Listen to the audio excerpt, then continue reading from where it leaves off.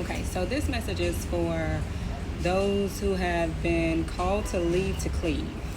Some things may not have been making sense to you lately, but it's perhaps finally starting to make sense.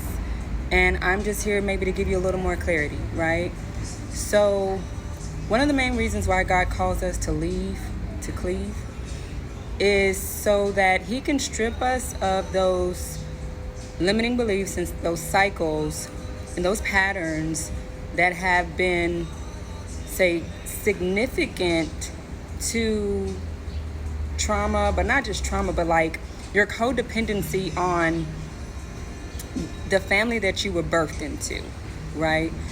And those cycles and those patterns can easily become the prison you live in when you do enter into your God-ordained marriage, because you still think like how you thought when you were in that dynamic, right?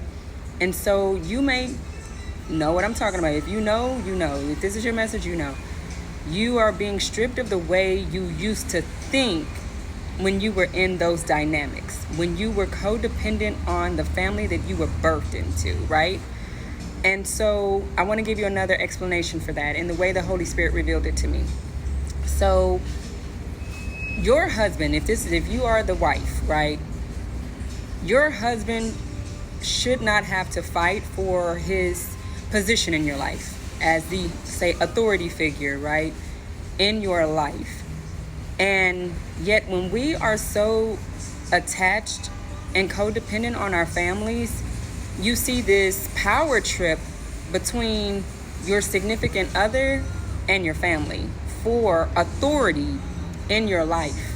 So God tells us to leave to cleave so that your person doesn't have to fight for their position and their authority in your life, because by doing so, if they come into that dynamic, having to fight for their position or their role in your life, then the people that they're having to fight against become the enemy.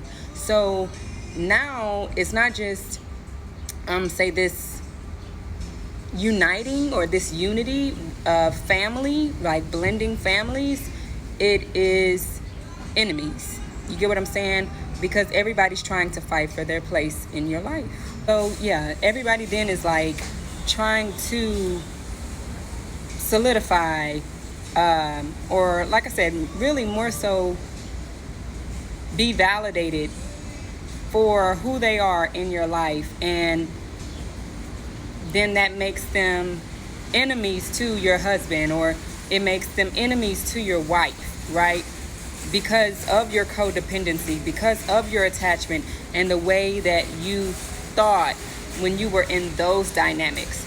When you're coming into your God-ordained marriage, this is a brand new system that you're building.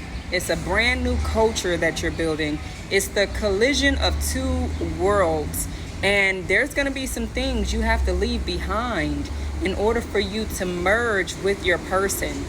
So again, the things that may be making sense now is why God called you to leave those dynamics, because it wouldn't be possible for, say, that system and order that God requires, God, husband, wife, children, community, so on and so forth, right? It wouldn't be possible because, like I said, at that point, you're dealing with idolatry. You could have your family on a pedestal before your husband. You can have your family on a pedestal before your wife. You can have your family on a pedestal before God.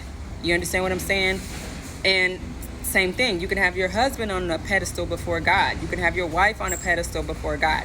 So God was getting us in alignment for his system in order so he could usher in these new relationships on a clean slate with a fresh start and a new beginning. And so I want you to pay attention to the things that have been coming up for you that God is calling you to sever ties with, because that's what he's saying cannot go into this new promised land, if you will, with you. Those things have to stay. You can't take them with you.